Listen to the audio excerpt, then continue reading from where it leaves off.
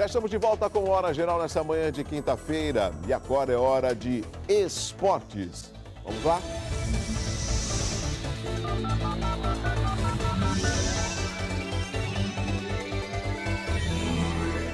O time de Santos ganhou a medalha de prata no Campeonato Brasileiro Juvenil de Natação. A equipe do revezamento 4x100 livres é composta pelos nadadores Felipe Ribeiro da Unisanta, Matheus Vander, Marcelo Luiz Bittencourt e Vinícius Ludwig. Eles conseguiram o tempo de 3 minutos e 32 segundos e 15 milésimos. Em primeiro lugar, chegou a equipe de Pinheiros. O Campeonato Brasileiro Juvenil de Natação ocorre até o próximo sábado e traz mais de 500 atletas de 109 clubes para o Parque Aquático da Unisanta. Excelente evento, hein? O mais importante, é aberto ao público. Bom, quem está aqui ao meu lado, Rafael Quaresma. Você já é praticamente um convidado. Você tem crachá já ou não? Não. O Rafael Quaresma, além de um amigo, e eu sempre gosto de dividir isso com o meu público telespectador, ele é advogado, é professor universitário na Unimonte, né? E na Unimes. E na Unimes, e é coordenador do Centro de Informação, Defesa e Orientação do Consumidor, e é pai de 2 belas meninas, né? Eu tenho que falar a verdade. Ontem o Furtado esteve aqui, vai ter o lançamento do livro dele, deu para a gente discutir. E eu até descobri, através do livro dele, só abrindo um parênteses, que a questão de 2 anos, ele reconheceu um filho, né, que ele teve de um relacionamento lá na época de faculdade. O filho está com 38 anos. Eu acho bonito, porque são alguns aspectos, algumas particularidades de pessoas públicas. E com você não é diferente, claro, porque você é uma pessoa querida na cidade, pelos alunos, é querido pelo trabalho que você vem fazendo. Eu, algumas vezes que eu tenho oportunidade de conversar com o prefeito Paulo Alexandre, ele é um que comenta, não, o Rafael sim está fazendo um bom trabalho também à frente do SIDOC. Isso é importante, porque não é o elogio que, lógico, só nos fortalece. É aquilo que o homem público contribui para a população. E a gente sabe, quando fala defesa do consumidor, Rafael, sempre tem aquela dúvida, né? Será que vale a pena? Eu acho que vale a pena quando você luta pelo seu direito, que é o seu, que é o meu, que é o nosso direito, né? O nome já diz, direito do consumidor. Não é uma concessão, não é uma ajuda, é um direito. Isso, não é um favor, não é? De forma alguma.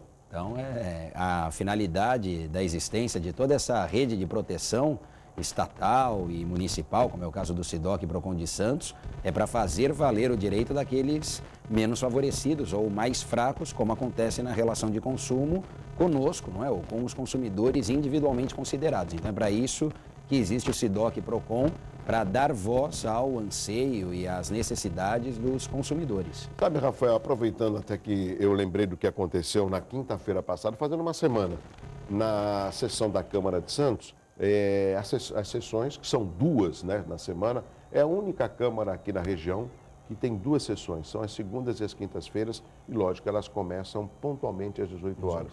E eu lembrei agora, conversando com você, que na semana passada, fazendo uma semana, o presidente da casa, ele retardou o início da sessão, conversamos acho que por volta das 18h15, 18h20. Aí ele foi questionado por alguns parlamentares, e ele falou assim, nós estamos com um problema de energia, nós estamos aguardando o restabelecimento para que não prejudique os equipamentos. E lógico, eu observei que durante a tarde houve muitos picos de energia, e a Câmara, ela possui um gerador. Então, ou seja, acabou a energia, dá uma questão de segundos, entra o gerador. E isso aconteceu várias vezes por essa queda. Nesse caso, eu sei que a CPFL ela é uma das mais reclamadas. Como proceder? Como fazer uma queixa para a CPFL se nessas quedas, por exemplo, eu tive um equipamento danificado, Rafael? Bom, nesse caso a Câmara também seria... Pegando como exemplo a Câmara, que poderia ser a sua residência ou a minha. Sim, bom, mas a Câmara também é consumidora, não é? Na medida em que nós temos essa relação jurídica de consumo estabelecida. Claro que não poderia, pela estrutura do órgão, não é? Em relação ao Poder Legislativo Municipal, se utilizar do SIDOC, que presta o atendimento às pessoas físicas ou às microempresas, empresas individuais e as empresas de responsabilidade limitada. Mas, nesse caso, A concessionária, ela recepciona essas reclamações pelo saque da empresa, pela ouvidoria. O registro na Anatel como forma de documentar aquele episódio também é importante para o consumidor, sem prejuízo dos canais de atendimento dos órgãos de defesa do consumidor. Então, aqui conosco, o SIDOC Procon Santos pelo e-mail, presencialmente no Poupa Tempo, e esperamos que num futuro próximo também através do smartphone. Nós estamos desenvolvendo a ferramenta do aplicativo Procon em Santos, uma ferramenta e uma parceria inédita. Todo esse aplicativo já está sendo construído. Semana passada atendemos a equipe técnica especializada para que eles se ambientassem, familiarizassem com o programa que opera no Procon, que é um software nacional, não é, que integra todos os Procons em âmbito federal, lá da Secretaria Nacional do Consumidor. E aí, nessa semana no Procon também recebemos uma outra equipe, juntamente com a Secor, com a Secretaria de Comunicação e Resultados, para que eles elaborassem aquela FAQ, que são as perguntas e respostas mais frequentes, que também terá lá um campo específico no aplicativo.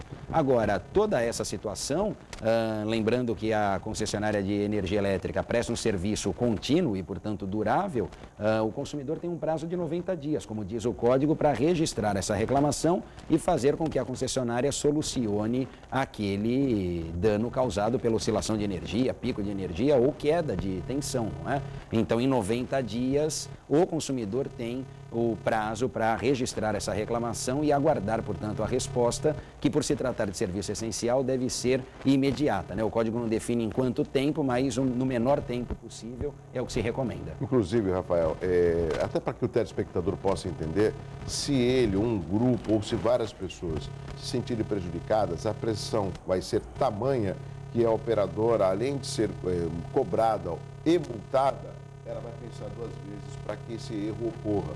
Porque, no meu entendimento, só pode ser isso. Eles acabam tendo uma demanda muito grande e não tem uma manutenção, e não tem um planejamento para atender a demanda. O que acontece? Abre o bico, falando literalmente, não conseguem suprir a necessidade. Nós, Douglas, trabalhamos em duas frentes, né? Quer dizer, a primeira em relação à questão administrativa, que seria a aplicação das penalidades que o código estabelece. Agora, eu sempre digo, e a gente sabe disso, né? Quer dizer, não se resolve pontualmente o problema daquele consumidor. Então, paralelamente a isso, o registro da reclamação é necessário para que se faça aquela massa crítica e nós possamos, então, com base nessas reclamações, também resolver individualmente o problema de cada consumidor. Tá certo. Rafael, nós estamos também um dia antes da Black Friday, que é a Sexta-feira Negra. Muitas pessoas, o americano tem disso, né? Eu não sei. Qualquer coisa é motivo de risada, o americano. Agora, Black Friday fica mais bonito. Agora, quando você fala Sexta-feira Negra, as pessoas não entendem. Qual o intuito dessa Sexta-feira Negra, Rafael? Olha, a ideia começou mesmo no comércio americano, né? No comércio norte-americano. Agora, o que ocorre é que, como hoje lá é o dia de ação de graças deles, quer dizer, no dia subsequente, se faz uma mega promoção, uma liquidação, inclusive para que se promova descontos especiais aos consumidores. Essa é a ideia, essa é a essência, não é? E no Brasil, salvo engano, essa comemoração veio em 2010, e a data vem se intensificando, vem se fortalecendo ao longo desses anos. Então, o que nós temos verificado, e começamos isso no ano passado, foi justamente perceber se aqueles descontos que são ofertados efetivamente são cumpridos, não é? Então, nesse ano, de forma pioneira e até se antecipando a eventuais problemas, a equipe de fiscalização do Procon foi à rua para verificar os preços praticados ao longo desse período, né, desses últimos 30 dias. O meu intuito de trazer o Rafael Quaresma aqui é para que ele possa orientar o nosso público telespectador, que também é o consumidor. Porque muitas vezes o que as pessoas esperam numa Black Friday é uma promoção. Será que essa promoção de fato acontece? De fato ela ocorre?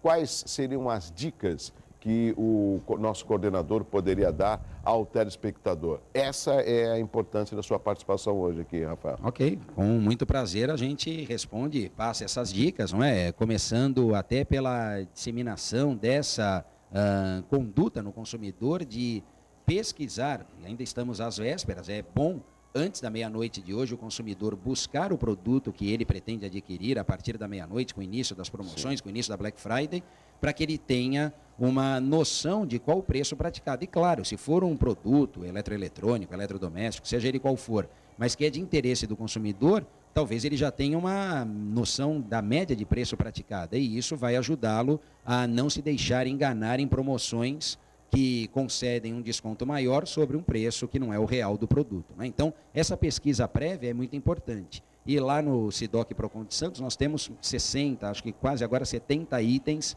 planilhados e mapeados, que foi objeto dessa pesquisa feita pelo setor de fiscalização, pelos fiscais do PROCON, de forma prévia, inclusive com encartes das grandes redes que participam, com a verificação em loco desses preços e também com as imagens, né, com as fotografias dos produtos nas respectivas prateleiras. Lógico que eu não vou falar o nome da loja aqui, mas eu sou assim um curioso em produtos eletrônicos. E eu estava namorando uma TV de 50 polegadas. Então eu estou vendo praticamente toda semana a variação de preço, sempre aguardando, mas no final de ano tem a promoção.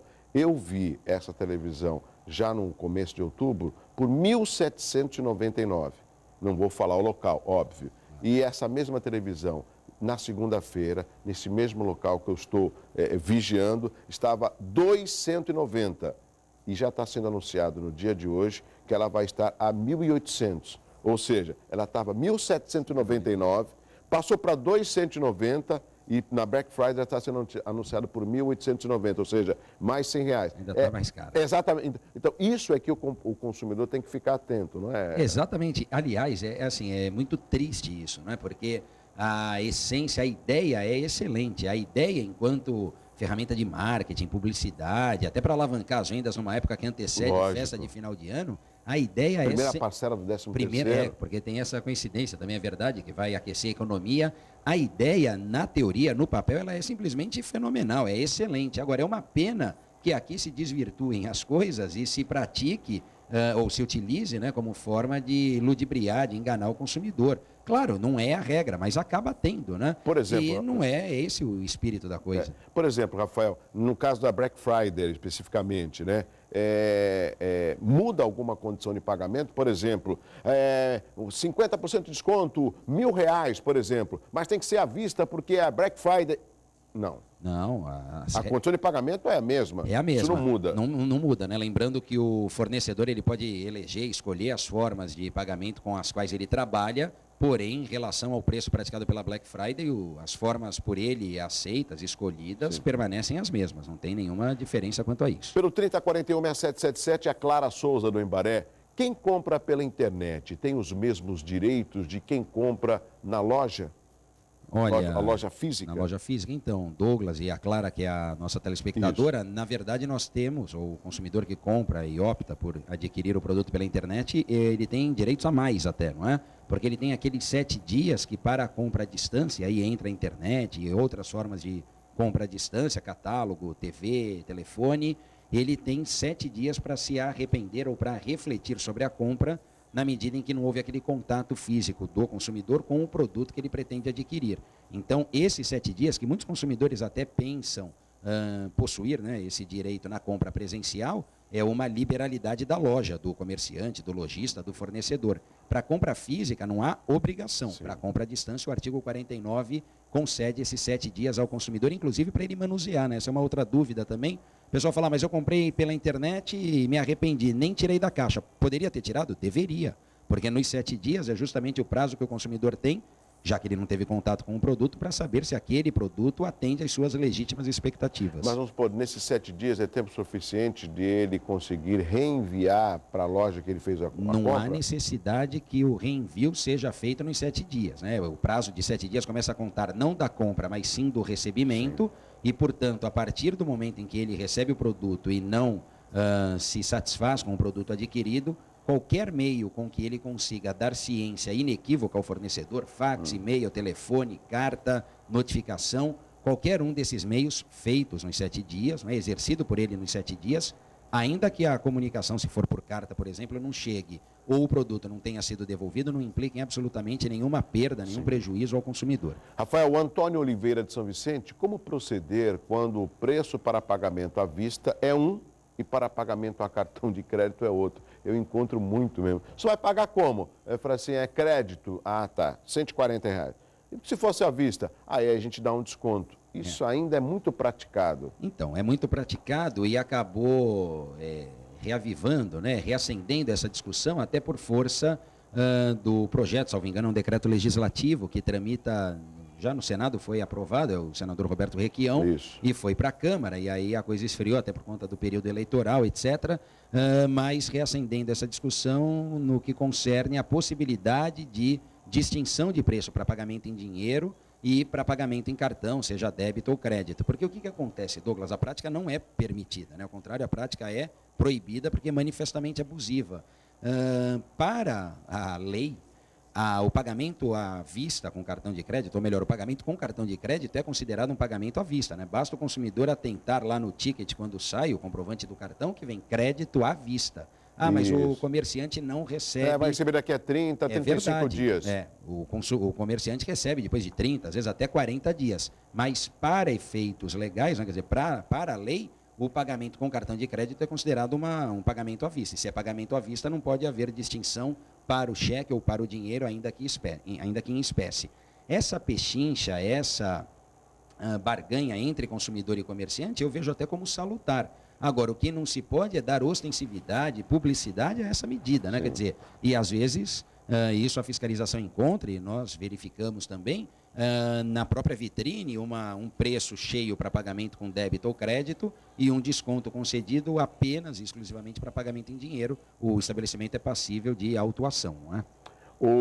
A Maria da Silva, da Ponta da Praia, é correto vender produto do monstruário ou com defeito e falar que não tem troca? Tem isso. É a última peça. Mas é o seguinte, não pode trocar. É possível desde que o comerciante dê ciência ao consumidor, desde que o consumidor adquira aquele produto, aquela peça, sabendo qual é o defeito, na verdade seria um vício, sim, e que não há política de troca, porque esse também é um outro ponto. A troca é uma praxe, um costume arraigado no na nossa sociedade, sim, no nosso mercado de consumo. Se a gente analisar os 119 artigos do Código, ele não fala absolutamente nada em relação à troca pela troca, né? Quer dizer, lógico que se o produto apresentar, não importa que seja a última peça, se ele tiver algum outro problema que não aquele noticiado pelo comerciante, o consumidor tem direito à substituição, enfim, ao conserto, se for possível, daquela peça. Agora, a troca pela troca, não, porque quando se troca estação, quando se liquida determinado mostruário, etc., o comerciante pode não praticar a política de troca imotivada. Quer dizer, o consumidor simplesmente quer trocar porque era um presente, quem recebeu não gostou. Agora, é muito importante que ao consumidor seja dado ciência dessa prática antes da conclusão do negócio, né? Quer dizer, antes da conclusão da compra, porque qual é a praxe no nosso mercado? Que o consumidor tem direito à troca, porque essa é uma prática aceita pelo comerciante.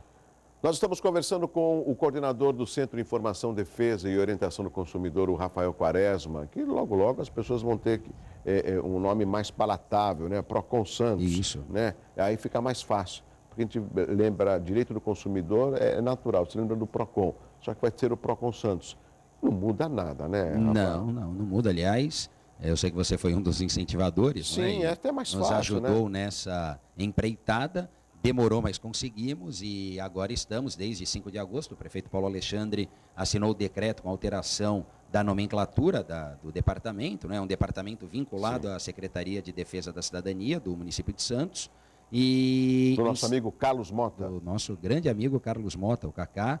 E a partir de 5 de fevereiro, então, será apenas Departamento de Proteção e Defesa do Consumidor, Procon Santos, seguindo a mesma terminologia e, portanto, ótimo, a mesma padronização dos demais órgãos, tanto da Fundação Procon estadual, quanto dos nossos colegas aqui nos órgãos municipais das demais cidades da Baixada. Rafael, as perguntas não param de chegar. O Mauro Gomes do Boqueirão tem o direito à troca se compra um produto na internet e ele vem amassado ou rachado? Olha, Mauro, com certeza, até porque você não precisaria nem motivar para o fornecedor a razão da troca, né? Agora, aqui nesse caso, você tem, inclusive, um justo motivo. A lei nos 7 dias não exige absolutamente nenhuma providência ou nenhum requisito por parte do consumidor.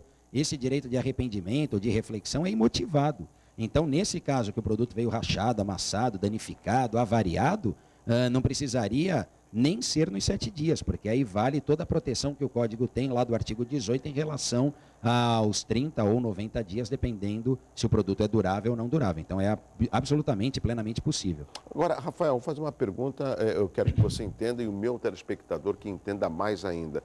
Você acha que falta um comportamento diferente por parte do consumidor quando vai efetuar uma compra no comércio? O que você vê aí que poderia melhorar esse relacionamento? Mais do comerciante com o seu público ou do público com o comerciante?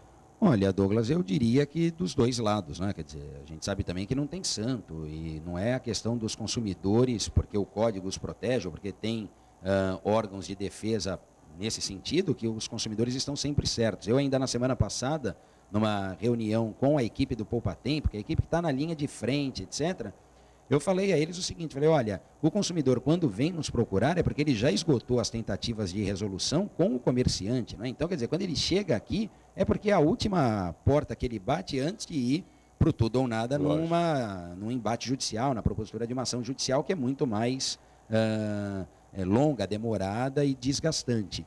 Agora, o consumidor, ele também precisa, na medida do possível, se certificar dos seus direitos, porque às vezes o consumidor pensa que tem um direito que ele não possui e desconhece um outro direito que ele tem.